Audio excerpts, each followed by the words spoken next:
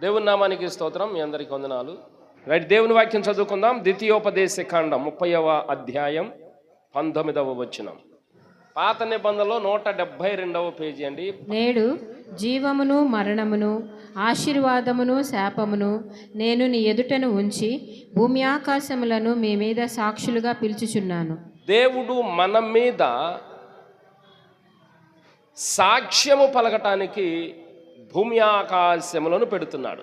నేను మీ ముందు ఆశీర్వాదమును శాపమును పెడుతున్నాను.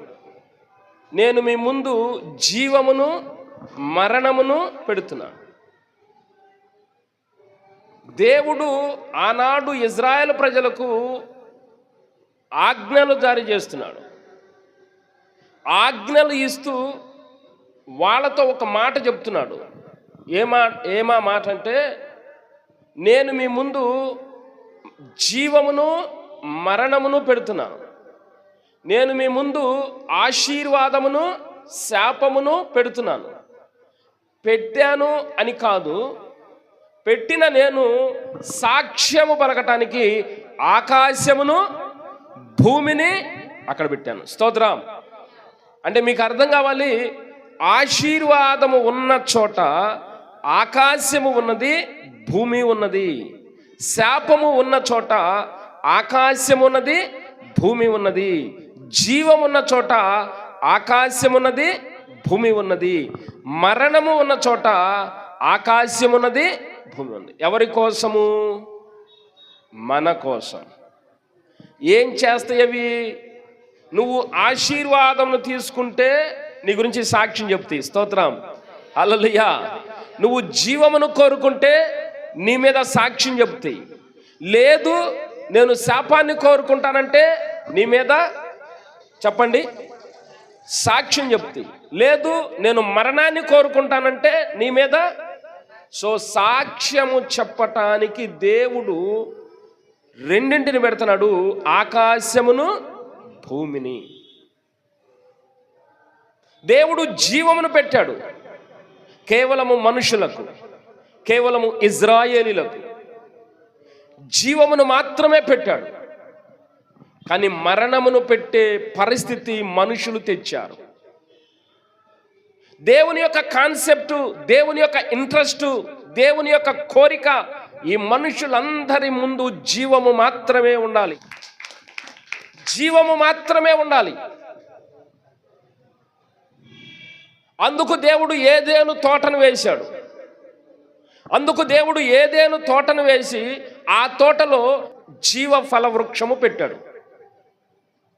ఏదేను తోటలో ఏది ప్రాముఖ్యమైంది? ఏదేను తోటలో ప్రసిద్ధమైంది ఏంటి? ఏదేను తోటలో చెప్పుకోదగ్గది ఏమిటి?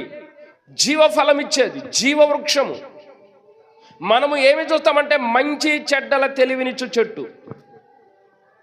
ఏదేను తోటలో ఏదబ్బాయి చెప్పుకోదగ్గది అని నిన్ను అడిగితే అది మంచి చెడ్డల తెలివినిచ్చు చెట్టు. అది మనకందిన నాడి, అది మనకందిన జ్ఞానం. కానీ దేవుని యొక్క కాన్సెప్ట్ ఏనండి, దేవుని యొక్క జ్ఞానం, దేవుని యొక్క ఉద్దేశం జీవవృక్షం. ఓ మనుషుడా, నీ ముందు నేను జీవమును పెట్టా. స్తోత్రం. మరణమును పెట్టలేదు దేవుడు. అసలు మరణమును పెట్టాల్సి వచ్చింది. శాపమును పెట్టలేదు దేవుడు, శాపాన్ని పెట్టాల్సి వచ్చింది. కారణం, ఇన్ని చేశాడు దేవుడు మనిషి కోసం. ఆకాశమును చేశాడు, భూమిని చేశాడు, తోడుగా ఉండటానికి జంతువులను చేశాడు, చేపలను చేశాడు, పక్షులను చేశాడు. ఎవరికి తోడుకుంటానికి? మనుషులకు తోడుగా ఉండటానికి. మనము బతకలేమా అంటే బ్రతుకుతాం. కానీ మీరు జాగ్రత్తగా పరిశీలన చేస్తే, సైన్స్ ప్రకారం చూస్తే, మనిషి బ్రతకటానికి ప్రతి జీవి హెల్ప్ చేస్తుంది, ప్రతి కీటకము హెల్ప్ చేస్తుంది. కాయ రావాలంటే మనకు తెలుసు, చెట్టుకు కాయ కాయాలంటే మనకు తెలుసు. జంతువులు ఒకదానికొకటి అట్లా లింకప్ అయి ఉంటుంది. ఇవన్నీ మనిషి కోసం చేశాడు, తోడు కోసం. పక్షులను చేశాడు. ఇందాక చదువుకున్న కీర్తనలో సమస్తమును మానవుని పాదము క్రింద పెట్టాడు. ఏ కీర్తన ఇది? 8 చూడండి, కింద ఉంటుంది, మనుషుని జ్ఞాపకం చేసుకొనుటకు వాడు ఏ పాటి వాడు. నీ చేతి పనుల మీద వానికి అధికారం ఇచ్చి ఉన్నావు.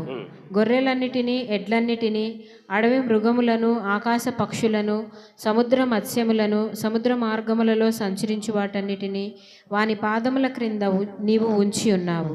ఎవని పాదముల క్రింద? మనుషుని పాదము క్రింద ఏమేమి ఉంచాడు చెప్పండి? ఏమేమి ఇచ్చాడు? భూజంతువులన్నిటినీ, ఆకాశ పక్షులన్నిటినీ, సముద్ర మత్స్యములన్నిటినీ. నీ చేతి పనులు ఏమంటే ఆకాశములు. ఆకాశముల మీద మానవునికి అధికారం ఇచ్చావు.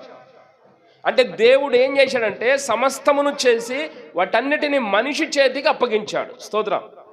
ఇవన్నీ నీ కోసమే అన్నాడు. మనం ఏం చేసామంటే వాటికి మొక్కుతున్నాం. ఎంత తేడా వచ్చిందో చూడండి, ఎంత తేడా వచ్చిందో చూడండి. సూర్యుడిని నేను నీ కోసం చేశా, నీ చేతిలో పెట్టా. సూర్యుడు మనకి ఇంత దూరం అని మనం కొలవగలుగుతున్నాం. సూర్యుడి నుండి వచ్చే ఆ వెలుగును ఉపయోగించుకుని మనము విద్యుత్ శక్తిని తయారు చేసుకున్నాం, సోలార్ సిస్టమ్. అంటే ఈ భూమి మీదే కాదు, భూమి క్రిందే కాదు, ఆకాశ మండలములోని సమస్తమును దేవుడు మానవుని చేతికి అప్పగించాడన్నాడు కీర్తనకారుడు. ఈరోజు కనుక్కున్నారు, అన్ని మానవుడు కనుక్కోగలుగుతున్నాడు. ఏది చేసినా మనిషే చేస్తాడండి, ఏది చేసినా మనిషే చేయాలంటున్నారు. ఇది మానవుని జ్ఞానం అంటున్నారు. ఆలోచన చేయండి, దేవుని వాక్యం విన్న ప్రియులరా.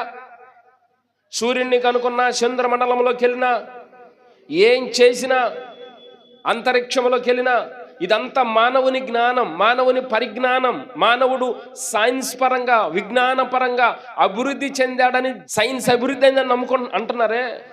దాని అంతటికి ఒకే ఒక వర్డ్తో దేవుడు చెప్తున్నాడు, సమస్తమును మానవుని చేతికి అప్పగించా, దేవుని కంటే వారిని కొంచెం తక్కువ అనిగా చేశా. స్తోత్రం. నరుణ్ణి జ్ఞాపకం చేసుకున్నట్టు వాడు ఏ పాటి వాడు, వానిని నీవు దేవుని కంటే కొంచెము తక్కువనిగా చేసావు. కాబట్టి దేవునికి ఎంత జ్ఞానం ఉందో, అఫ్కోర్స్ 100% దేవుని జ్ఞానం ఉంటే మినిమం 70% జ్ఞానం మానవునికి ఉంది, లేదా 60% మానవుని జ్ఞానం ఉంది. 100% జ్ఞానం కలిగిన దేవుడు సృష్టి చేస్తే 60% జ్ఞానం ఉన్న మనుషుడు ప్రతి సృష్టి చేయగలిగిన జ్ఞానము మానవునికి ఉంది. స్తోత్రం. అందుకన్నాడు, జీవమును మరణమును నీ ముందు పెట్టా, you have to choose which is the best to your life. నీ జీవితానికి ఏది మంచో నువ్వే కోరుకో. అంటే ఆ ఆలోచన చేసే విధానము కూడా మానవునికి దేవుడే ఇచ్చాడు. ఎంత స్పష్టంగా ఉంది దేవుని వాక్యము. కాస్త ఇంట్రెస్ట్గా వినండి దేవుని మాటలు, ఎంత స్పష్టంగా ఉంది. ఈ రోజున మనము అన్నింటినీ కనుగొంటాం. బైక్ని కనుక్కుంటున్నాం, బైకులో పెట్రోల్ లేకుండా కరెంటుతో కనుక్కున్నాం, కరెంటు లేకుండా గ్యాస్తో కనుక్కున్నాం, ఇప్పుడు కొత్తగా నీళ్లతో కనుక్కుంటున్నారు. నీళ్లు పోస్తే చాలు బైక్ వెళ్తుంది, వచ్చింది తొందరలో ఎప్పుడుకో. కానీ అంటే ఒకదాని బట్టి ఒకటి మనం కనుక్కుంటున్నాం. కనుక్కుని ఏమన్నామంటే సైన్స్ అభివృద్ధి చెందింది అంటున్నాం. కనుక్కుని ఏమన్నామంటే మానవుని మేధస్సు గొప్పదంటున్నాం. మానవుడు ఆలోచించగలడు, మానవుడు ఏమైనా చేయగలడు అంటున్నాం. రైట్, బైబిల్ కూడా దానికి టిక్ కొట్టింది. స్తోత్రం. బైబిల్ అయితే తప్పని చెప్పట్లేదు. ఎందుకు టిక్ కొట్టిందంటే కీర్తనాకారుడు అన్నాడు, దేవుని కంటే కొంచెము తక్కువ జ్ఞానం. What a wonderful word. దేవుని జ్ఞానము కంటే కొంచెం తక్కువ.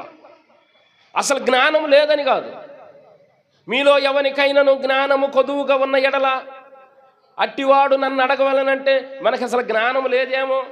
మనం ప్రార్థన చేసేటప్పుడు కన్నా మేము జ్ఞానం లేని వాళ్ళమండి, మేము మొద్దు అండి, మాకు తెలివి లేదండి అని ప్రార్థన చేస్తాం కొంతమంది. కానీ దేవుడు అన్నాడు, నిన్ను సృష్టించింది ఒక పర్పస్, ఒక మెయిన్ కాన్సెప్ట్ ఉంది. నీకు జ్ఞానం తక్కువగా కాదు, దేవుని కంటే కొంచెం తక్కువ జ్ఞానం నీది. ఈ సృష్టి అంతటిలో సాతాను జ్ఞానవంతమైంది అంటున్నాం మనం. ఈ సృష్టి అంతటిలో దేవుడు జ్ఞానవంతుడు, ఆ తర్వాత మనుషుడు జ్ఞానవంతుడు. కానీ ఎవరు గొప్పవాళ్ళు అంటే మానవుడు. ఎవరికి ఛాన్స్ ఇచ్చాడంటే మానవునికి జ్ఞానం ఇచ్చాడు. ఎంత జ్ఞానం ఇచ్చాడంటే దేవుని కంటే కొంచెం తక్కువ జ్ఞానం. ఇప్పుడు ఏమిచ్చాడు? జ్ఞానం ఇచ్చి ఆయన చేతి పనుల మీద అధికారం ఇచ్చాడు. స్తోత్రం. జ్ఞానం ఇచ్చాడు, 2 అధికారం ఇచ్చాడు. వీటిని నువ్వేమైనా చేయొచ్చు. సూర్యుడా నువ్వు గిబియోనులో ఆగిపోమన్నాడు. చంద్రుడా నువ్వు అయ్యాలోలో నిలిచిపోమన్నాడు. మనుషుడు ఆగిపోమంటే ఆగిపోద్దా సూర్యుడు? మనుషుడు ఆగిపోమంటే ఆగిపోద్దా చంద్రుడు? ఆగిపోతుంది. ఎందుకంటే దేవుడు అన్నాడు, నేను నీకు అధికారం ఇచ్చా. స్తోత్రం కలుగును గాక. హల్లెలూయా, హల్లెలూయా.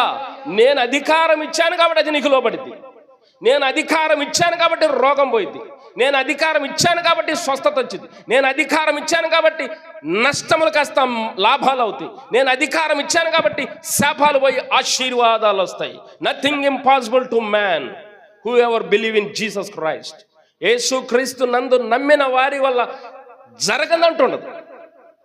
అందుకే నమ్మిన వారి వల్ల ఈ సూచక క్రియలు జరుగును. మనమేం నమ్ముతాం? ఆరుగురు కర్రీ ప్రార్థన చేస్తే పోయి రోగం అంటాం. మనం మళ్ళీ ఏసైని నమ్ముకున్నామే. మళ్ళీ ఏంది రాడు చెయ్యెత్తి తగ్గిపోద్దా? నేను కుంటోని తీసుకొస్తా బాగు చేయమని దమ్ముంటే మనం నమ్మినట్టే ఉంటాం, నమ్మమండి. మనము విశ్వసించినట్టే ఉంటాం, విశ్వసించం. మనము దేవునితో నడిచినట్టే ఉంటాం, దేవునితో నడవం.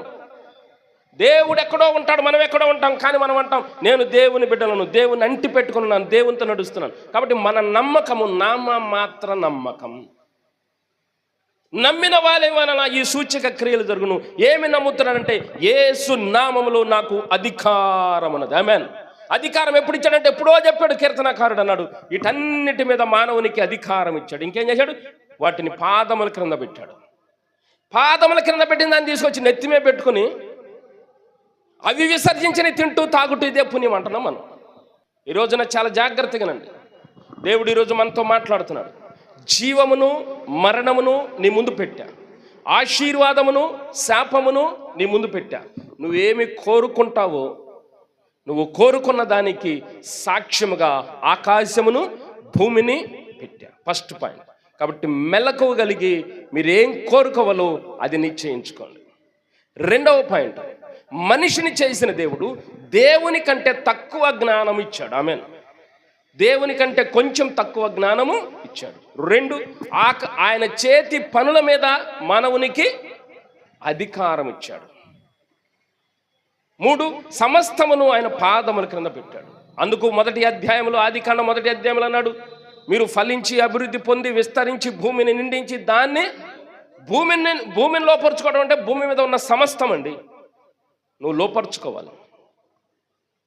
ఆకాశ మండలంలోకి వెళ్ళాడు, రైట్. మానవుడు విజ్ఞానపరంగా పురోగాభివృద్ధి చెందాడు. కానీ మూలవాక్యం చెప్తుంది, మానవునికి జ్ఞానం ఇచ్చిందే దేవుడు. ఆమేన్. హల్లెలూయా. మానవునికి ఆలోచన చేసుకునే అవకాశం ఇచ్చిందే దేవుడు. మానవుడు సమస్తము చేయగలిగిన సామర్థ్యం కలుగ చేసింది దేవుడు. ఇప్పుడు నువ్వేమైనా చేయొచ్చు.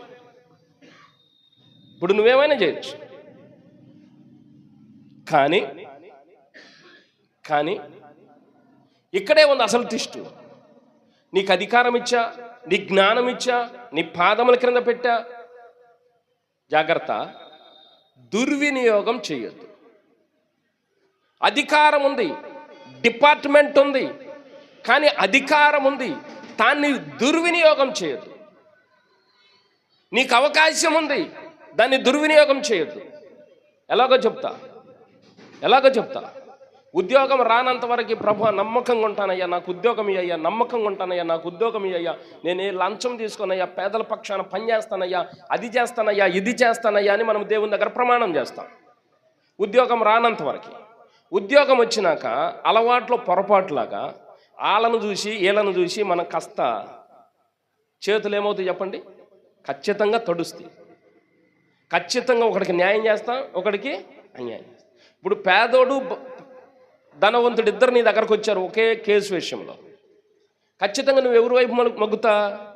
ఖచ్చితంగా ధనవంతుడు వైపు. ఎందుకంటే సోషల్లో అతనికి పేరు ఉంటుంది, ఆయనకి ఎదురు తిరిగితే మన ఉద్యోగానికే ఎసరబడిద్ది, చాలా ప్రాబ్లమ్స్ అవుతాయి.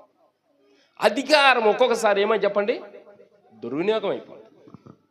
అట్లాగే మనిషికి దేవుడు ఏం చేశాడంటే, 1 జీవమునిచ్చాడు, 2 ఆశీర్వాదం ఇచ్చాడు, 3 అధికారం ఇచ్చాడు, 4 నీ పాదముల క్రింద పెట్టాడు. హ్యాపీగా బతుకయ్యా అన్నాడు. స్తోత్రం.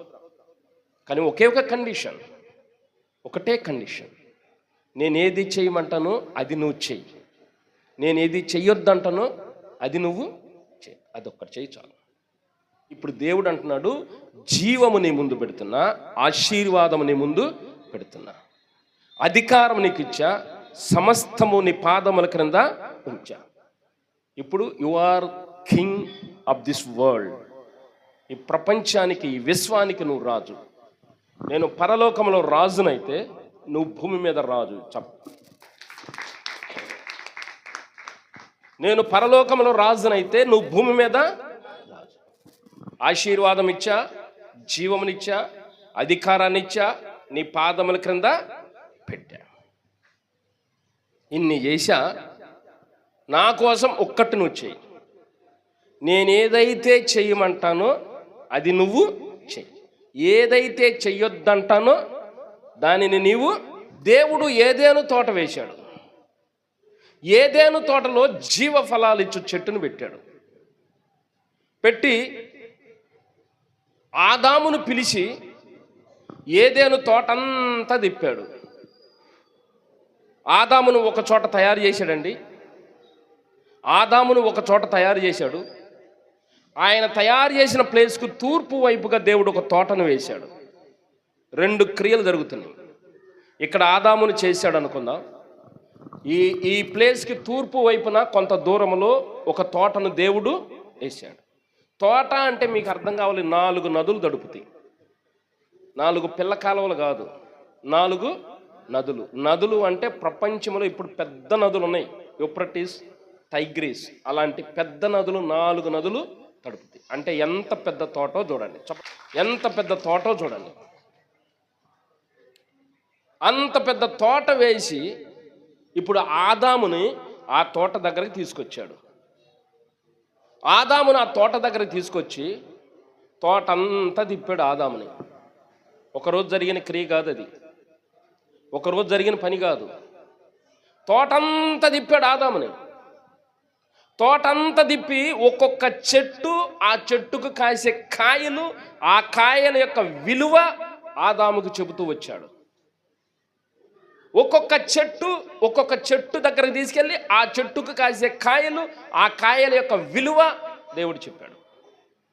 ఈరోజు మనం చెప్తున్నాం, పలానా పండు తినండి ఆహారం మంచిది, పలానా పండ్లు తినండి మన దానికి ఆరోగ్యానికి మంచిది, పలానా తినండి అని. ఇది ఆ రోజే ఆదాముకు దేవుడు చెప్పేశాడు. నేను ఏయో పిచ్చి మొక్కలు మొలిపిలా, ఏయో కాయలు తిని బతుకుతావాలని నేను మొలిపిలా. ప్రతి చెట్టు దగ్గరకు తీసుకెళ్తున్నాడు, ఆ చెట్టుకు కాసిన కాయను గురించి చెప్తున్నాడు. ఆ కాయ వల్ల ఉపయోగం ఏంటో దేవుడు చెప్తున్నాడు. ఇలా ఏదేను తోటంతా తిప్పాడు. ఒక్కసారి ఆలోచన చేయండి, 2-3 దేశాలు ఉంటుంది ఏదేను తోట. ఈ 2-3 దేశాలున్న ఏదేను తోటంతా ఆదామును తిప్పటానికి ఎంత టైం బట్టి ఉంటుందో చూడండి. బాగా వినండి. తిప్పి అన్నిటి గురించి చెప్పాడు. తిప్పి తీసుకొచ్చి ఇప్పుడు తోట మధ్యలోకి తీసుకొచ్చాడు. తోట మధ్యలోకి తీసుకొచ్చి 2 చెట్లే ఉన్నాయి. ఒకటి మంచి చెడ్డల తెలివినిచ్చు చెట్టు, 2 జీవ వృక్షం.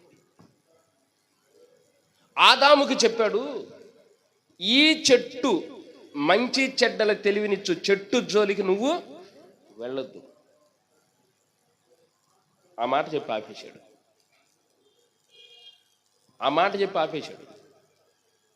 ఒకవేళ ఆ చెట్టు పండు జోలికి నువ్వు వెళ్తే నువ్వు ఖచ్చితంగా ఏమవుతావు?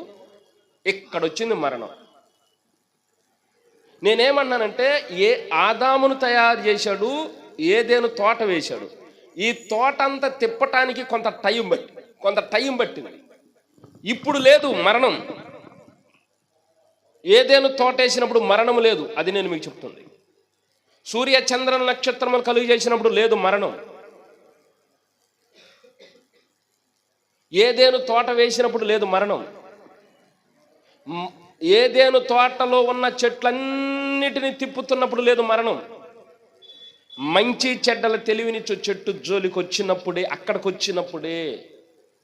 ఇప్పుడు అంటున్నాడు, దీని జోలికి వెళ్ళమాక, వెళ్ళావంటే నువ్వు చస్తా. అక్కడ వచ్చింది మరణం. మీరు బాగా గెస్ చేస్తారనుకుంటున్నాను. మంచి చెడ్డల తెలివినిచ్చు చెట్టును గురించి వివరించేదాకా మరణము లేదు ఏదైనా తోటలో. ద్వితీయోపదేశ కాండంలో ఏమన్నాడంటే ఆశీర్వాదమును శాపమును జీవమును మరణమును పెట్టుచున్నాను. ఎప్పుడొచ్చింది మరణము లోకంలోనికి? ఎప్పుడొచ్చింది మరణము ఈ సృష్టిలోకి? సృష్టి చేసేటప్పుడు మరణము లేదు. ఆదామును చేసినప్పుడు మరణము లేదు. ఏదేను తోట వేసినప్పుడు మరణము లేదు. ఏదేను తోటలో ఉన్న చెట్లన్నీ తిప్పేటప్పుడు మరణము లేదు. ఎప్పుడుంది? మంచి చెడ్డల తెలివినిచ్చు చెట్టు అంటే ఒక కండిషన్, ఒక కమాండ్, ఒక ఖచ్చితత్వం. ఈ ఖచ్చితత్వం దాకా రానంత వరకు నీ ఇష్టం. ఇక్కడ ఏమి కండిషన్ లేదు. ఈ చెట్టు ఏ చెట్టు దగ్గరికి నెల్లు, there is no any condition. అక్కడ ఏమి కండిషన్ లేదు. నువ్వు అట్లుండాలి ఎట్లుండాలి ఏ సిస్టమ్ లేదు. నువ్వు వాక్యము తెలియకపోతే ప్రార్థనలో ఏ సిస్టమ్ నీకు అర్థం కాదు. వాక్యం తెలియకపోతే ఏది పాపమో ఏది పరిశుద్ధమో నీకు తెలియదు. వాక్యం తెలియకపోతే ఏది శాపమో ఏది ఆశీర్వాదమో నీకు తెలియదు. అంత కలగోర గంపైపోయి అన్నింట్లోనూ దేవుడు నాకు తోడుగా ఉన్నాడన్న ఒక కాన్ఫిడెన్స్ లెవెల్ మాత్రమే నీకు ఉంటుంది. బికాజ్ పాస్టర్ అంటాడు నమ్ము నమ్ము నమ్ము నమ్ము, నమ్మకపోతే నువ్వు అవిశ్వాసి అవిశ్వాసి అవిశ్వాసివి. సో పాస్టర్ గారు చెప్తున్నాడు కాబట్టి నమ్మాలి. ఏమి నమ్ముతున్నావంటే ఏమో తెలియదు. మారు మనసు పొందు మారు మనసు పొందు మారు మనసు పొందు అంటే ఏమి మారు మనసు పొందాలో తెలియదు, ఏమి నమ్మాలో తెలియదు. అంటే ఏంటి? వాక్యము నీకు లోతుగా తెలిసే కొలది. అది నేను చెప్తుంది. ఏదేను తోట వేశాడు రైట్, అది ప్రాథమిక బడి. ఏదేను తోటలో చెట్లున్నాయని చూపించాడు, అది ద్వితీయ బడి. అలాగ అన్ని చెట్లు చూపించుకుంటూ వచ్చాడు, అది ఇంకొక తరగతి. ఇప్పుడు హై లెవెల్కి వస్తుంది విశ్వాసం. ఏదేను తోటలో మంచి చెడ్డల తెలివినిచ్చు చెట్టు వస్తుంది. స్తోత్రం. అంటే నీ విశ్వాసంలో వాక్యము లోతుల్లోకి వెళ్ళాలి. నువ్వు ఆత్మీయతలో అభివృద్ధి చెందుతూ ఉండాలి. నువ్వు వాక్యము వివరంగా తెలుసుకోకపోతే నీ ఆత్మీయత అభివృద్ధి అవ్వదు అసలు. ఈ స్వస్థతలు ఈ మేలులు వీటి గురించి ఓకే, ఇవన్నీ అవసరమే. వీటి గురించే నువ్వు వింటా ఉంటే నీకు అభివృద్ధి కాదు. Which is the right, which is the wrong, you could not identify that. నువ్వు దాన్ని గుర్తుపట్టలేవు. సో ఇక్కడ ఏమంటున్నాడంటే ఈ మంచి చెడ్డల తెలివినిచ్చు చెట్టు జోలికి వచ్చినాక సడన్గా పెట్టాడు మరణం. అంటే అక్కడ కనపడంది ఒకటి ఉంది, అక్కడ ఆదాముకు మిస్టరీగా ఉంది ఒకటి ఉంది. మరణమును గురించి చెప్పాడే కానీ మిస్టీరియస్గా ఒకటి ఉంది. అదేంటంటే life. I have place before you life and death. First priority life. ఆయన ఫస్ట్ పెట్టింది లైఫ్, జీవం. అంటే మంచి చెడ్డల తెలివినిచ్చు చెట్టు పెట్టక ముందే జీవవృక్ష ఫలం పెట్టాడు. స్తోత్రం. మంచి చెడ్డల తెలివినిచ్చు చెట్టు పెట్టక ముందే జీవవృక్షం పెట్టాడు. అక్కడ జీవమును పెట్టాడు. బట్ ఆ జీవము కాడకి నువ్వు వెళ్ళాలంటే, ఆ జీవము కాడకి నువ్వు వెళ్ళాలంటే you have to hear my words. నా మాటలను వినాలి, నా నిబంధనకు నువ్వు రావాలి, నన్ను నువ్వు ఖచ్చితంగా గైకొనాలి. స్తోత్రం. సచ్చుండకూడదు ఇక. కాబట్టి నేనేమన్నానంటే జీవము ముందు పెట్టాడు, తర్వాత మరణము పెట్టాల్సి వచ్చింది అంటున్నాను నేను. మరణము పెట్టాలని దేవుని కాన్సెప్ట్గా. ఇప్పుడు జీవమును పెట్టిన దేవుడు అంటున్నాడు నేను చెప్పినట్టు నువ్వు నడిస్తే యు ఆర్ ద బ్లెస్డ్. ఆమేన్. కాబట్టి ఆశీర్వాదమును శాపమును 4 ఉన్నాయండి. జీవము, మరణం ఉంది, ఆశీర్వాదము, శాపం ఉంది. ఈ 4 ఎలిమెంట్స్ ఎక్కడ పెట్టాడంటే ఏదేను తోటలో పెట్టాడు. చెప్పండి మైపరచు. ఈ 4 ఎక్కడ పెట్టాడంటే ఏదేను తోటలో పెట్టాడు. మోషేకు కమాండ్మెంట్స్ ఇచ్చినప్పుడు కాదు, ఆజ్ఞలు ఇచ్చినప్పుడు కాదు, సృష్టి చేసిన ఆరంభములోనే, ఏదేను తోట వేసిన ఆరంభములోనే ఇది పెట్టాడు. ఏదేను తోటలో జీవమును పెట్టాడు. ఆ జీవమును పొందుకోవాలంటే నువ్వు ఒకటి చెయ్యాలి. అది పాయింట్. ద్వితీయోపదేశ కాండములో దేవుడు ఆజ్ఞలు ఇచ్చాడు. ఆజ్ఞల ద్వారా నీకు మేలు అవుతాయి, నీకు మేలు ఇచ్చాడు. ఆ మేలు నువ్వు పొందుకోవాలంటే ఖచ్చితంగా నా ఆజ్ఞలు నీవు గైకొనాలి. ఇవేమి లేకుండా, ఆజ్ఞలను గైకొనకుండా, దేవుడు చెప్పింది ఏందో తెలుసుకోకుండా, దేవుడు చెప్పినట్టు నడుచుకోకుండా నాకు జీవం ఉంది, నాకు నిత్య జీవం ఉందని అనుకునేది ఎంతమంది? నేను పరలోకం వెళ్తానని నమ్మేది ఎంతమంది? అందుకు నీకు మొదటి నుండి నేను మీకు చెప్తా, బాప్తిస్మం అనేది ఆలబడి. బాప్తిజం అనేది ఆలబడి. బాప్తిజం పొందితే పరలోకం వెళ్ళిపోతామనే కాన్సెప్ట్ ఏదైతే ఉందో దట్ ఈస్ వెరీ రాంగ్. బాప్తిజం తీసుకోకముందు, before you take baptize, you must do covenant with your God. నువ్వు బాప్తిజం తీసుకోకముందు ఖచ్చితంగా నువ్వు దేవునితో నిబంధన చేయాలి. స్తోత్రం. నువ్వు బాప్తిజం తీసుకోకముందు నువ్వు దేవునితో నిబంధన చేయాలి. అందుకే నాడు బాప్తిజం అనేది జీవవృక్షం, బాప్తిజం అనేది జీవ ఫలం ఇచ్చే చెట్టు. దాని జోలికి నువ్వు వెళ్ళాలంటే నువ్వు ఖచ్చితంగా నాతో నిబంధన చేయాలి. ఏమా నిబంధన అంటే, నువ్వు ఏదైతే తినొద్దన్నావో దాని జోలికి అసలు వెళ్ళను. నన్ను కాదన్న వాళ్ళకి అసలు కన్నెత్తి కూడా చూడండి అంటాం మనం. నన్ను కాదనుకున్న వాళ్ళు ఇంకా నా కన్నెత్తి కూడా చూడండి. చూసేదంతా వాళ్ళు అయిపోయి మెల్లిగా ఊడుచుకుంటా అలా అద్దులో పెట్టి ఎదలకుండా వస్తాం. వాళ్ళేం తక్కువ తిన్నారా? వాళ్ళు 2 మూరలు నీది వైపు చల్లి ఊడిచి పక్కన పెడతారు. మళ్ళీ ఏమంటాం, అసలు కాదన్న వాళ్ళు ఇంకా కన్నెత్తి చూడండి, నేను అసలు ఒకడు ఊసేస్తాను నేను. దేవుడు అంటున్నాడు, నువ్వు నాతో నిబంధన చేయి. నేను ఏదైతే తినొద్దన్నానో దాన్ని నువ్వు తినొద్దు. నేను దేని జోలికైతే వెళ్ళొద్దన్నానో దాని జోలికి నువ్వు వెళ్ళొద్దు. ఏంటో పద్దాక కండిషను. ప్రధానికి అది చేయొద్దంటాడు, ఇది చేయొద్దంటాడు, అట చేయొద్దంటాడు, ఇట చేయొద్దంటాడు. ఇది మనకి తలకాయ నొప్పిగా ఉంటుంది. ఫస్ట్ నేను మీకు ఇప్పుడు 2వ పాయింట్ చెప్తున్నా. ఏదేను తోట అంటే సంఘము. ఏదేను తోట అంటే సంఘము. ఏదేను తోట అంటే యెరూషలేము పట్టణము. స్తోత్రం. ఏదేను తోట అంటే యెరూషలేము పట్టణము, ఏదేను తోట అంటే సంఘము, ఏదేను తోట అంటే నిత్య జీవము. వాక్యం అది. ఏదేను తోట ఊరిన ఇలా. దేవుని యొక్క కాన్సెప్ట్ ఏంటంటే ఇక్కడే ఉంచాలి మనిషిని, ఏదేను తోటలోనే ఉంచాలి, ఏదేను తోటలో అభివృద్ధి చేయాలి. ఈయన ద్వారా భూమి అంతా ఏదేను తోటని చేయాలి. స్తోత్రం.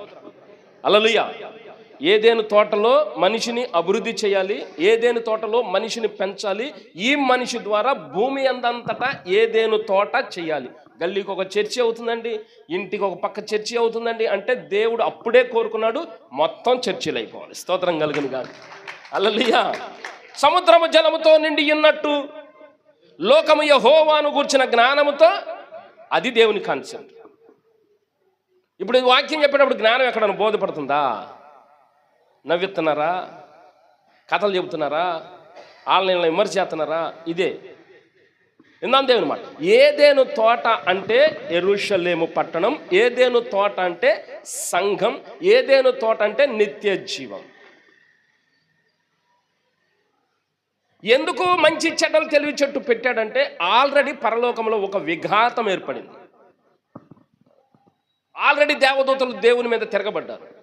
అదే ప్రమాదం ఇక్కడ వచ్చిద్దేమోనని మంచి చెడ్డలు తెలివి చెట్టు పెట్టాల్సి వచ్చింది. ఇప్పుడు మనిషిని తీసుకొచ్చి, అబ్బాయి జీవము పెట్టా, మరణము పెట్టా, ఆశీర్వాదమును పెట్టా, శాపమును పెట్టా, ఈ పండు తిను దినమున నిశ్చయముగా చచ్చేదా. That is curse. Most dangerous in human life, that is curse.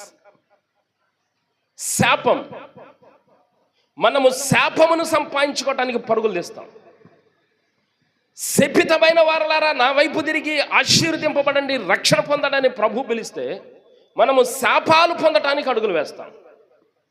ఎలా చెబుతున్నారండి అంటే ఆదామవ్వను చూస్తే మనకు అర్థమైంది. ఎలా చెబుతున్నారండి మీరు చూస్తే యెరూషలేము పట్టణ నివాసులైన యూదులు, ఇజ్రాయేలీలను చూస్తే అర్థమవుతుంది.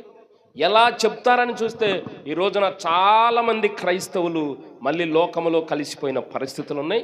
చాలామంది క్రైస్తవులు నులివెచ్చని స్థితిలో ఉన్న స్థితులు ఉన్నాయి.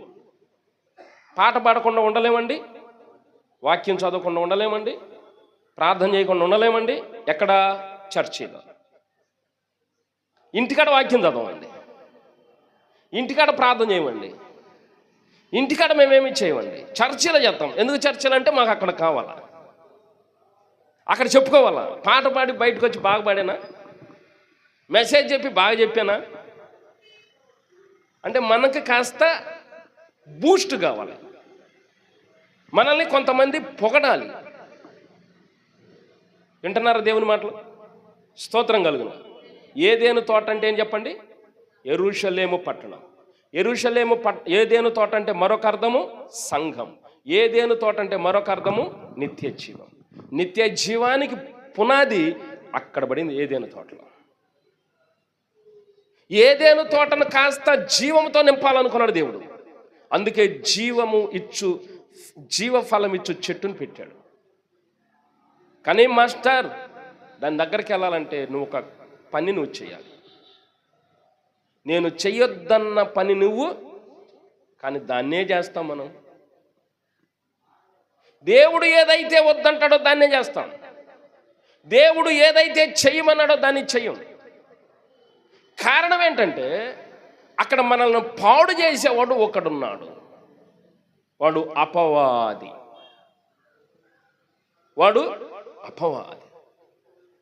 వాడు నీ మీద, నా మీద, ఆదాము మీద, అవ్వ మీద గురి నిలిపాడు.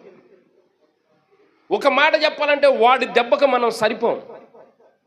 కానీ వాడు మన మీద గురి నిలిపాడు. ఎందుకు గురి నిలిపాడంటే ఆడికి కోపం దేవుడంటే. స్తోత్రం.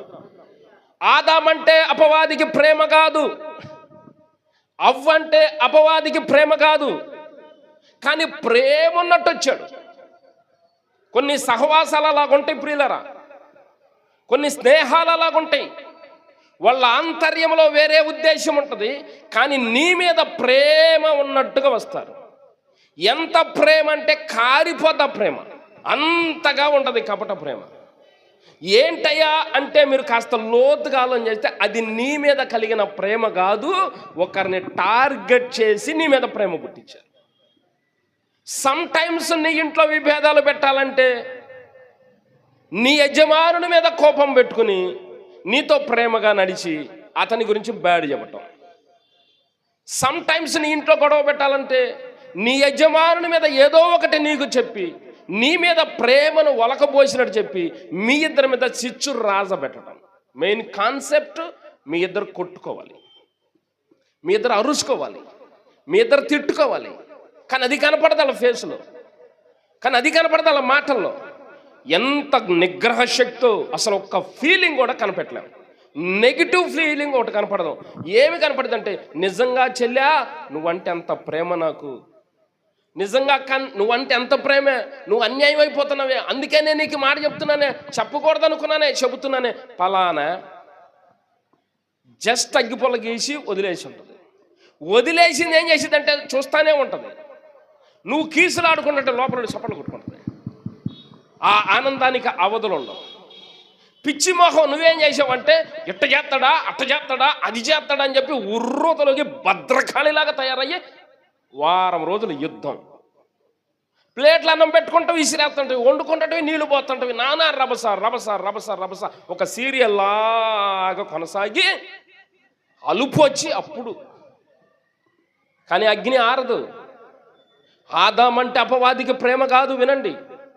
అవ్వంటే అపవాదికి ప్రేమ కాదు, కేవలం అపవాది యొక్క గురి అంతా దేవుడు.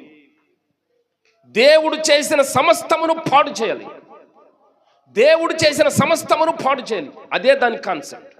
నీ కుటుంబంలో చిచ్చు రాజ పెడుతున్నారంటే నీ కుటుంబాన్ని నాశనం చేయాలి, అంతే కాన్సెప్ట్ తప్ప నీ మీద ప్రేమ కాదు. ఎంత సులువుగా అగ్ని గీసేస్తారు తెలుసా? పక్కింటి వాళ్ళకి ఎంత సులువుగా అగ్గి పెట్టేసి మళ్ళీ ఎరగనట్టే ఉంటారు తెలుసా? ఇది అంతా ఎక్కడ అర్థమవుతుందంటే దేవుని వాక్యంలో మాత్రమే అర్థమవుతుంది. ఆ వాక్యాన్ని మనం కాస్త ఎక్కించుకోవాలి. కొన్ని పర్యాలు సంఘంలో చిచ్చు పెట్టాలనుకుంటారు ఒక్కొక్కరు, కొన్ని పర్యాలు సంఘంలో చిచ్చు పెట్టాలనుకుంటారు. చిచ్చు పెట్టాలనుకుని ఇప్పుడు వస్తుంది ప్రేమ. కొంతమంది మీద విపరీతమైన ప్రేమ కలిగి ప్రేమలో నటిస్తారు. ప్రతిదానికి విమర్శ చేస్తూ చేస్తూ చేస్తూ చేస్తూ ఒక బ్యాచ్ని రెడీ చేస్తారు. ఎవరు చెప్పండి అన్నమాట? ఎవరు చెప్పండి? కోర. సొయానా అన్నదమ్ముడు మోషేకు. దేవుడు మోషేను పిలిచి ఇజ్రాయేలీను ఐగుప్తులో నుండి విడిపించి కనాను దేశమునకు తీసుకెళ్లే పని అప్పచెబితే ఆ పనిలో మోషే నిమగ్నమై చేస్తుంటే ఇజ్రాయేలులందరూ మోషేకు నిరాజనాలు పడుతుంటే అంత గొప్ప దేశాన్ని కొట్టేశాడా. మోషే ఏమి ధైర్యం అండి, ఏమి గుండెండి అని ఇతర దేశాలందరూ పొగుడుతుంటే ఆ మోషేను పొగుడుతున్నారన్న ఒక ఈర్ష్య, ఒక జలసి ప్రారంభమైంది కోరహులో. కోరహు ఎవరో కాదు, స్వయాన కజిన్. జలసి ప్రారంభమై ఆడు ఒక్కడు రగిలి రగిలి రగిలి ఎవడు దొరుకుతాడా నాకు స్నేహం అని చూశాడు. అందరేమో మోషేకు నిరాజనాలు పడుతున్నారు, అందరూ మోషే వెంట వెళ్తున్నారు, అందరూ మోషేను పొగుడుతున్నారు. మోషేను తిట్టేవాడు ఒక్కడు దొరుకుతాడేమో, మోషే మీద నేరో మైండ్ ఉన్నవాడు ఒక్కడు దొరుకుతాడేమో. చూస్తే ఉంటాడు ఎవడో ఒకడు మైండ్ సెట్, ఉంటాడు ఎవడో ఒకడు. ఆడు దొరికాడు. ఒరేయ్ ఎతకపోయిన తీగ కాలికి దొరికినట్టు నువ్వు భలే దొరికావరా నువ్వు. చూసా మొన్న నిన్నేమన్నాడు, అంతమందిలో అనేసాడు నిన్ను. చూసావా నిన్నేమన్నాడు, నువ్వు కాబట్టి మంచోడు కాబట్టి వదిలేసేవారు. అదే నేను అయితేనా మొదలయ్యా. ఏమనలేదండి, నిన్నేమన్నాడో చూసావా, నేను అన్నాడు అయిపోయింది, అనిపించుకున్నాను అయిపోయిందిలే అనుకున్న మైండ్ సెట్ నీది. కానీ కొంచెం ఉంటే దాన్ని అగ్ని పూసి నిన్నేమన్నాడో చూసావా. అలా ప్రారంభమైన ఆ వ్యతిరేకత ప్రియులరా ఎంత దూరం వెళ్ళిందంటే ఒకానొక స్టేజ్లో అసలు మోషే మాకు అక్కర్లేదన్నారండి. మోషే మాకు అక్కర్లేదన్నారండి. మోషేను వీళ్ళేదో కోరుకుని నాయకుడిగా పెట్టుకున్నట్టు వీళ్ళు ఫీల్ అయిపోతున్నారు. మోషేను ఎవరు పెట్టారు చెప్పండి? దేవుడు పెట్టాడు. ఎందుకు పెట్టాడు? దేవుడు తన ప్రజలు అల్లాడిపోతున్నారు, వారిని విడిపించాలని దేవుడు పెట్టుకున్నాడు. విడిపించాలని పెట్టుకున్నాడు మోషేను. ఆయన చిత్తము నెరిగిన వారిని ఎన్నుకుంటాడు ఆయన. ఆమేన్. ఆయన మీద ఆనుకోవాలన్న కాన్సెప్ట్ ఎవరికైతే ఉంటుందో వాళ్ళని మాత్రమే దేవుడు కోరుకుంటాడు. నా ఇష్టం అంత దులపరుచుకు తిరుగుతా, నాకు మేలైతే చాలు, నాకు ఎట్లా కట్టి పూట గడిస్తే చాలు అన్న వాళ్ళ జోలికి దేవుడు రాడు. చావైనా బతుకైనా నువ్వే ప్రభా, నిందైనా అవమానమైనా మేలైనా నువ్వే ప్రభా, నువ్వు తప్ప నాకు ఇంకా ఏరే వద్దయ్యా అని ఏ గుండె అయితే కొట్టుకుంటుందో ఆ వ్యక్తి మీద దేవుడు దృష్టి నిలుపుతాడు. హే నాకెందుకు అని పక్క దొప్పుకుని వెళ్తాను అనుకో, నువ్వే దేవుణ్ణి పక్కన పెడితే దేవుడిని పక్కన పెడతాం పెద్ద కష్టమా? నువ్వు దేవుణ్ణి పక్కన పెడితే దేవుడిని పక్కన పెడతాం కష్టమా? ఆయన పక్కన పెట్టిన సంగతి కూడా నీకు తెలియదు బిడ్డ. ఆయన నిన్ను పక్కన పెట్టాడన్న సంగతి నీకు తెలియదు. నువ్వు అంటావు కదా, ఏందిరా ఆడు నన్ను పక్కన పెడితే నేను అన్ని పక్కన పెడతాం కుదరదేంది, నాకు తెలియదేంది, ఆడికే తెలిసింది నన్ను పక్కన పెట్టడం. నేను పక్కన పెట్టిన సంగతి కూడా ఆడికి తెలియదురా అంటాం మనం. దేవుడు అంటాడు, నేను దాదాపుగా నా దగ్గర ఉంచుకోవాలనుకున్నాను, కానీ నువ్వు నన్ను పక్కన పెడతానికి ట్రై చేస్తున్నావు. నువ్వు నా సమయాన్ని పక్కన పెట్టేశావు, నువ్వు నా విశ్వాసమును పక్కన పెట్టేశావు, నువ్వు నా మాటలను పక్కన పెట్టావు, నువ్వు నా సన్నిధిని పక్కన పెట్టావు, నువ్వు దాన్ని వెతకట్లా. కాబట్టి నేను కూడా నిన్ను పక్కన పెడతా ఆరంభిస్తే వాట్ ఈజ్ యువర్ పొజిషన్? నేను కూడా పక్కన పెడతా. అలా మోషేను దేవుడు ఎంపిక చేసుకుని నడిపిస్తుంటే మోషేను పొగుడుతున్నారన్న ఒక జలసి, మోషే చుట్టూ ఇంతమంది ఉన్నారు ఏందిరా కడుపుబ్బరం, మోషేకు కదలకుండా కూర్చోబెట్టి పరిచయం చేస్తున్నారు వీళ్ళందరేంటి? తట్టుకోలేని హృదయం, అది రగిలి రగిలి రగిలికి బర్నింగ్ హార్ట్ అంటారు. రగిలి రగిలి రగిలి నాలాంటి మైండ్ సెట్ గల్లవాడు ఈ ఇజ్రాయేలు సమాజంలో ఒక్కడైనను లేడా అంటున్నాడు కోరో. ఎటకేలకు దొరికాడు, చెయ్యెత్తాడు, నేనున్నాను రా బాబాయ్ భయపడమాక. ఏ మాత్రం తీసిపోలేదు. నీ లక్షణాలు ఏందో నా లక్షణాలు ఏందో పూసగుచ్చినట్టు అచ్చుగుద్దినట్టుగా ఉన్నాం. అట్లా కోరహు ఒకరిని పోగేసుకున్నాడు. ప్రియుల అగ్ని రాజబెట్టింది ఎవరు చెప్పండి? కోరహు. ఏదేను తోటలో అగ్ని రాజబెట్టింది ఎవరు చెప్పండి? అపవాది. అపవాది కనపడిందా ఏదేను తోటలో? ఎవరు కనపడ్డారు? సర్పం కనపడింది. ఇజ్రాయెల్ సమాజంలో అపవాది కనపడిందా? చెప్పండి, కనపడిందా? ఎవరు కనపడుతున్నారు? కోరహు. నీ ఇండ్లలో తగాద పెట్టేది కూడా మనిషే కనపడతాడు. నీ సంఘంలో తగాద పెట్టేది కూడా మనిషే కనపడతాడు. కానీ మెయిన్ పాలనంతా అపవాది. ఎవరైతే అపవాది నాడికి దగ్గరగా ఉంటారో, ఎవరైతే దురద చెవులు కలిగిన వారై ఉంటారో వారి చెవులోకి వస్తుంది అపవాది. ఆమేన్. వచ్చింది. కోరహు ప్రారంభమైంది. చాలా మంది బోగైరు ప్రియులారా. మోషకు యాంటీ గ్రూప్ ఒకటి ఫామ్ అయింది. మోషకు యాంటీ గ్రూప్ ఏంటంటే, మోషకు మేము ఎదురు తిరిగామనుకున్నారు. ఇక్కడ వినాలి మీరు, వాళ్ళు తిరిగింది మోషే కాదు, దేవుడికి. స్తోత్రం, హల్లెలూయా. సేవకునికి వ్యతిరేకంగా తిరిగే మైండ్ సెట్ నీకుంది అంటే నీలో ఖచ్చితంగా అపవాది పనిచేస్తుంది. నువ్వు సేవకునికి వ్యతిరేకం కాదు, దేవునికి వ్యతిరేకంగా తిరుగుతున్నావు. కోరహు రాజబెట్టిన అగ్ని. ఒకానొక రోజు దేవుడు కోపం వచ్చి వాళ్ళను భూమి నోరు తెరిచింది. భూమి ఏం చేసింది? నోరు తెరిచి వాళ్ళందరిని మింగేసింది. కానీ కోరహు నాటిన బీజం పోలేదు, కోరహు నాటిన విత్తనం పోలేదు. కోరహు పోయాడు. కోరహుకు అప్పుడు స్పందించిన వాళ్ళు పోయారు.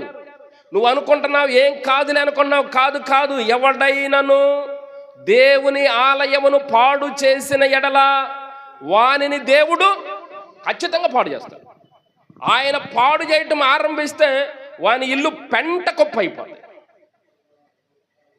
ఆమేన్, హల్లెలూయా. కోరహు పోయాడు. కోరహుకు సపోర్ట్ చేసిన కొంతమంది ఏమైపోయారు? భూమి నెరలు విడిచి మింగేసి. కానీ కోరహు నాటిన విష బీజం అయితే ఇజ్రాయేలులో పోలేదు. అలా అల్లుకుంటూ అల్లుకుంటూ అల్లుకుంటూ అల్లుకుంటూ అల్లుకుంటూ సమాజం అంతా తిరిగేసిందండి. సుదీర్ఘంగా 3 సంవత్సరాల్లో, 3 సంవత్సరాలే నిండా చెప్పాలంటే 2.5 సంవత్సరాల్లోనే ఎంత వ్యాప్తి చెందిందంటే 6 లక్షల కాల్బలములు లేదా 20 లక్షల మంది ఉన్న ఇజ్రాయేల్ ప్రజలందరూ కూడా మోషేకు వ్యతిరేకమైపోయే పరిస్థితి వచ్చింది. ఈవెన్ అహరోను, మిర్యాము కూడా వన్ సైడ్ అయిపోయాడు మోషే. దేవుడు కోరుకుని నిలబెట్టుకుని ఇంతమంది ప్రజలను విడిపించి కనాను దేశమునకు తీసుకెళ్లాలని దేవుడు కాన్సెప్ట్ పెట్టుకుని ప్లాన్ వేసుకుని వస్తే ఆ ప్లాన్ను తిప్పికొట్టడానికి అపవాది చేసిన పని ఏంటంటే ఒక్క కోరహు చాలు. ఒక్కడు సరిపోయాడు. ఏదేనో తోటను మొత్తం వ్యాప్తి చేసి భూమి అందంతటా ఏదేనో తోటను పెట్టాలని దేవుడు అనుకుని వస్తే ఒక్క సర్పం పాడు చేసి. అందుకు చెప్తున్నాడు, ఆశీర్వాదమును శాపమును, జీవమును మరణమును. ఎందుకు నువ్వు నా దగ్గరకు వచ్చావు బిడ్డ? నువ్వు నా దగ్గరకు రాగానే నిన్ను ఆశీర్వదించాలని నేను ఆశపడుతున్నాను. నువ్వు కూడా ఆశీర్వదించబడాలని నా దగ్గరకు వచ్చావు. దీని వరకు గ్రీన్ రైట్. కానీ ఇక్కడ ఒక చిన్న మిస్టేక్ ఉంది, చిన్న ప్రమాదం ఉంది. ఆశీర్వాదం కోరుకుని వచ్చిన నీవు శాపాన్ని సంపాదించుకోవద్దు. జీవమును కోరుకుని వచ్చిన నీవు మరణాన్ని కోరుకోవద్దు. నేనెందుకు కోరుకుంటానండి? నేను ఆశీర్వాదం కావాలని వచ్చా, నేను జీవం కావాలని వచ్చా. నేనెందుకు కోరుకుంటాను? నీకు తెలియదు బాబు. నీకు తెలియకుండా నిన్ను మరణం వైపు డ్రైవ్ చేసే ఒక దుష్ట శక్తి ఇక్కడ ఉన్నది. నీకు తెలియకుండా నిన్ను కర్సలోకి నడిపించే ఒక రాంగ్ డైరెక్షన్ ఇచ్చి నడిపించే ఒక దుష్ట శక్తి ఇక్కడ ఉంది. బండ మీద సర్పము జాడ, సొలొమోను భక్తుడు అన్నాడు.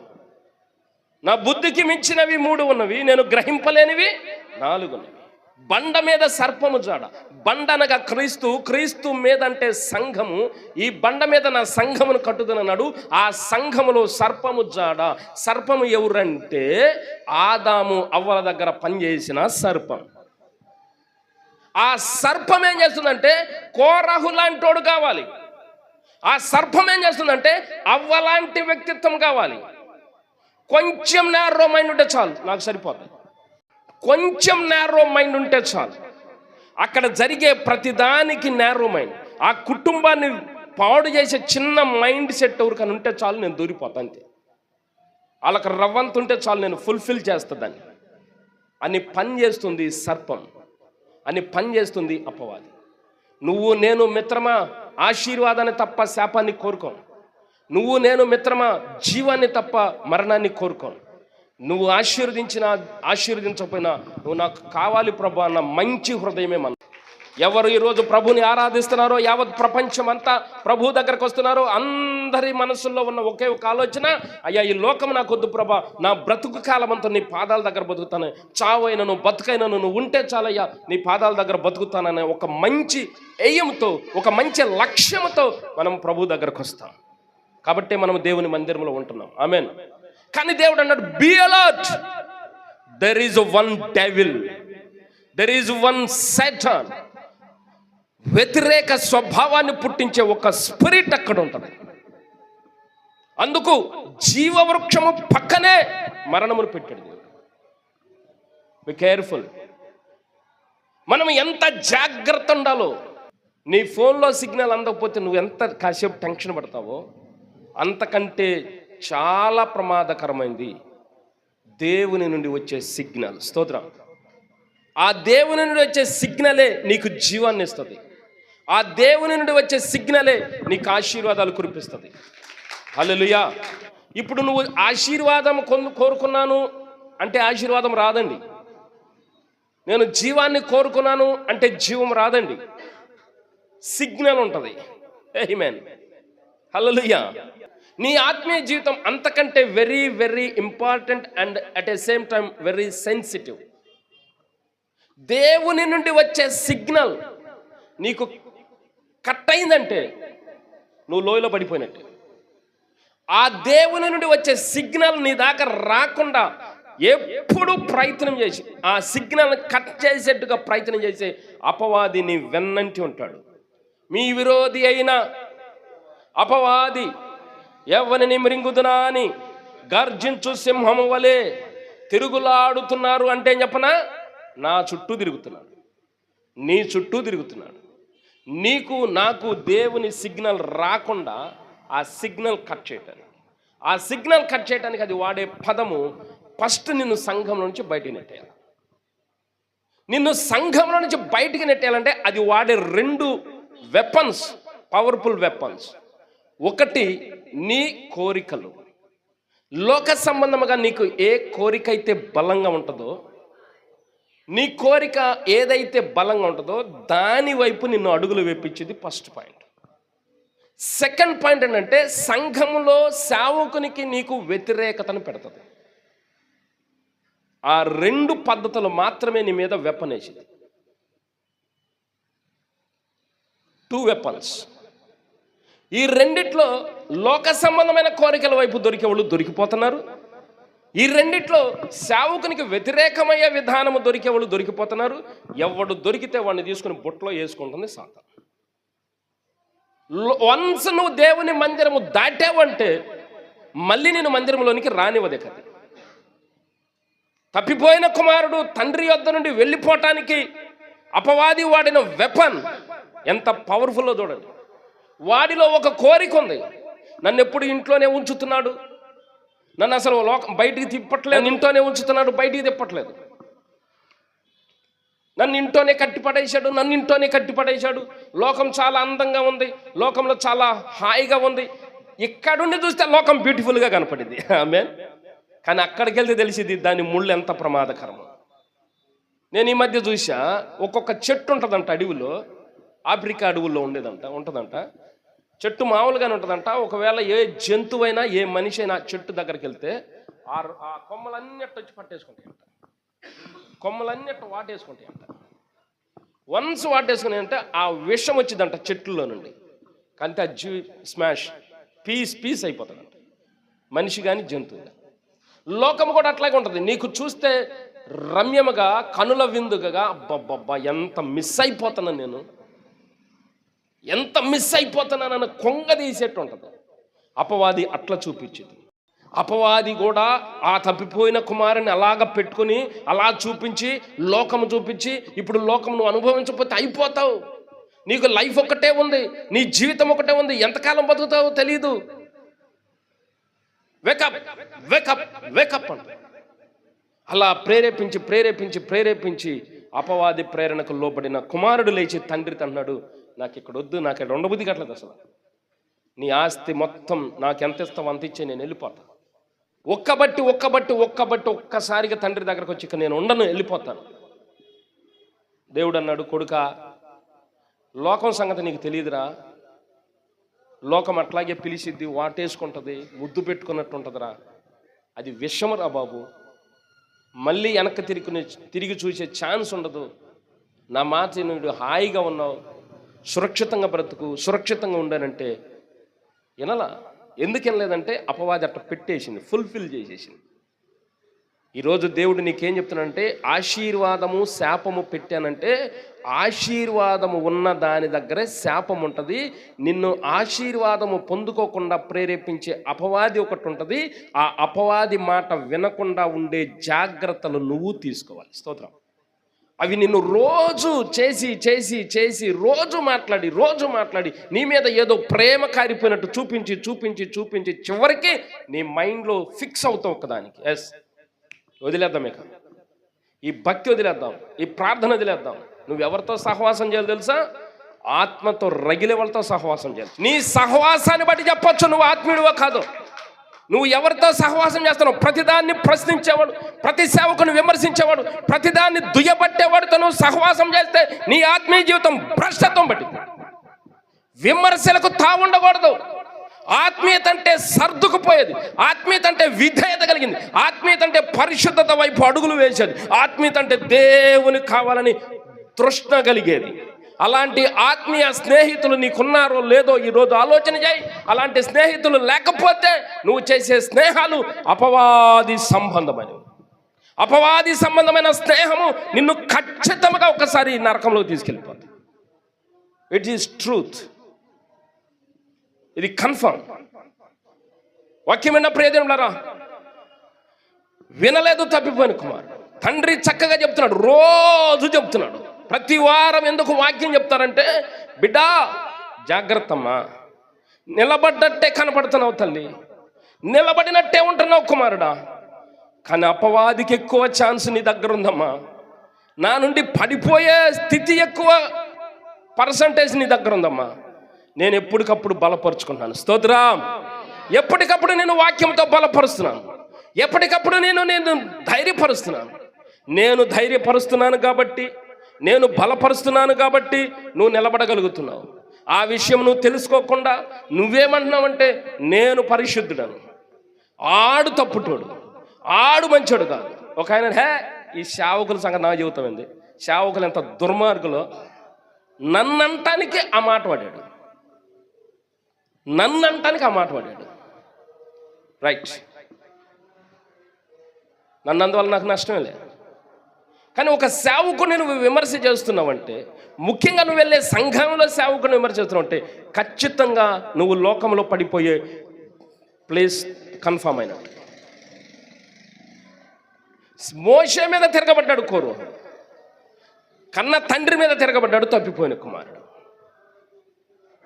పాపము చేసి అవ్వ అంటుంది, ఆదామంటున్నాడు, నేను పండు తిన్నానా, నువ్వు నాకు తోడుగా ఇచ్చిన ఈమె నన్ను చేయమంటే చేశాను. ఆమె ఏమంటుందంటే, నేను తిన్నానా, నువ్వు సృష్టించిన సర్పము చేసింది. తప్పు ఎవరిది అయిందంట? అట్ట అయిపోయింది. వినలేదు. దేవుడు అన్నాడు, తండ్రి అన్నాడు, ఓకే కుమారుడా, నువ్వెక్కడున్నా సురక్షితంగా ఉండటమే నాకు ఇష్టం. కాబట్టి నా ఆస్తిలో సగభాగం నీకు ఇస్తానని నేను న్యాయబద్ధంగా ఇస్తా, ఇదిగో తీసుకుని వెళ్ళిపో.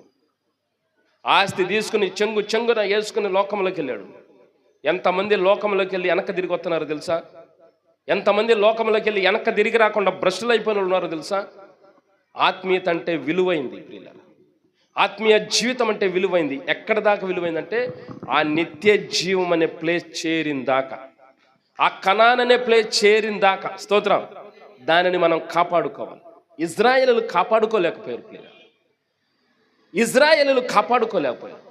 ఇజ్రాయేలీలు కాపాడుకోకపోవటానికి కారణం కోరహు. ఆడొక్కడేసిన బీజం అది అలాగ చుట్టుకుని 20 లక్షల ఇజ్రాయేలు ప్రజలను తగలబెట్టేసింది. కోరాహును చంపేస్తే పోయిద్ది అనుకున్నాడు దేవుడు. కోరాహుకు సపోర్ట్గా నిలబడ్డవాడిని చంపేస్తే బాగుంటుంది అనుకున్నాడు దేవుడు. కానీ ఆ కోరాహు పోయాడు, కోరాహు సహకరించిన వాళ్ళు పోయారు. కానీ కోరాహు నాటిన చెడు బీజం అయితే 11వ ప్లేస్ ఏం చెప్పండి? కాదేషు బర్నేయ. కనాను దేశమునకు బోర్డర్లోకి వచ్చారు. ఇది కనాను దేశం అయితే ఇక్కడికి వచ్చారు. ఇది కనాను దేశం అయితే ఇక్కడికి వచ్చారు. అది 11వ ప్లేస్ కాదేషు బర్నేయ. ఇప్పుడు దేవుడు చెప్పాడు, అబ్బాయి నేను ఐగుప్తులో చెప్పాను మీకు, కనాన్ అనేది చాలా పవిత్రమైనది, చాలా గొప్పది, అది పాలు తేనెలు ప్రవహించు దేశం. ఆడు మాట్లాడితే ఎడారి దేశం అన్నాడు. ఇజ్రాయెల్ దేశం ఎడారి దేశం కాదు బాబు. ఇజ్రాయెల్ దేశానికి ఒక నిక్ నేమ్ ఉంది, అది దేవుడు పెట్టిన పేరు, పాలు తేనెలు. ఇక ఏ దేశానికి లేదు ఆ పేరు. తప్పిపోయిన కుమారుడు అలా వెళ్ళిపోయాడు. ప్రియుల, లోకం వాటేసుకుంది. నిన్ను లోకం వదిలిపెట్టదు ఎప్పుడు కూడా. నిన్ను లోకం ఎప్పుడు వదిలిపెట్టదు. దేవుడైనా తప్పిపోయిన కుమారుని పరీక్షిస్తాడేమో కానీ లోకం అసలు పరీక్షించదు. వెల్కమ్ అంటదంతే. ఎక్కడికి వెళ్ళాడు తప్పిపోయిన కుమారుడు? ఎక్కడ ప్రయాణం ప్రారంభమైంది? ఎక్కడ దాకా వెళ్ళాడు చెప్పండి మీరు? రాజభోజనం చేసేవాడు తప్పిపోయిన కుమారుడు. ఆయన కింద ఎంతమంది సేవకులో నీకు తెలియాలి. నువ్వు దేవుని సన్నిధిలో ఉంటే నీకెంతమంది పరిచారకులు ఉన్నారు, నీకు ఎన్ని ఎలిమెంట్స్ సహకరిస్తున్నాయో. నీకు బుద్ధిని జ్ఞానమును కలుగు చేయడం నీకు పరిశుద్ధాత్మ దేవుడు యాక్టివేట్ అయి ఉంటాడు. నీకు సరి అయిన మార్గమును చెప్పటానికి వాక్యం యాక్టివేట్ అయి ఉంటుంది. నిన్ను కాపాడడానికి దేవుని దూత యాక్టివేట్ అయి ఉంటుంది. నీ చుట్టూ దేవుని ఆత్మ సంచారం జరుగుతూ ఉంటుంది. దేవుని అగ్ని ఉంటుంది. ఎన్ని ఎలిమెంట్స్ నీ కోసం పనిచేస్తాయో నీకు తెలియదు. It is truth. మీ సహోదరుని సహోదరుడు, నువ్వు ఒక్కసారి యేసుని రక్షకుడికి అంగీకరిస్తే, ఒక్కసారి యేసు ప్రభు అని నువ్వు చెబితే, నీ చుట్టూ ఇన్ని పెట్టేస్తాడు దేవుడు. ఇది నీకు గొప్ప అనిపించలేదు, బయటోడు లైఫ్ బాగుందనిపించింది. ఆ అనిపించే విధానం సాతాను పెట్టే విధానం. నీ మైండ్లో అది క్రియేట్ చేస్తుంది. ఇక్కడ ఏముందిరా, దేవుడు మన్నాను కురిపించాడండి. దేవుడు మన్నాను కురిపించాడు. మన్నా ఎవరు తింటున్నారంటే, కీర్తనాకారుడు అన్నాడు, దేవదూతలు తింటారు. చపలుడు మైపరు. మన్నాను ఎవరు తింటారు? దేవదూతలు తినే ఆహారం 40 సంవత్సరాలు ఇజ్రాయెల్కి ఇచ్చారు.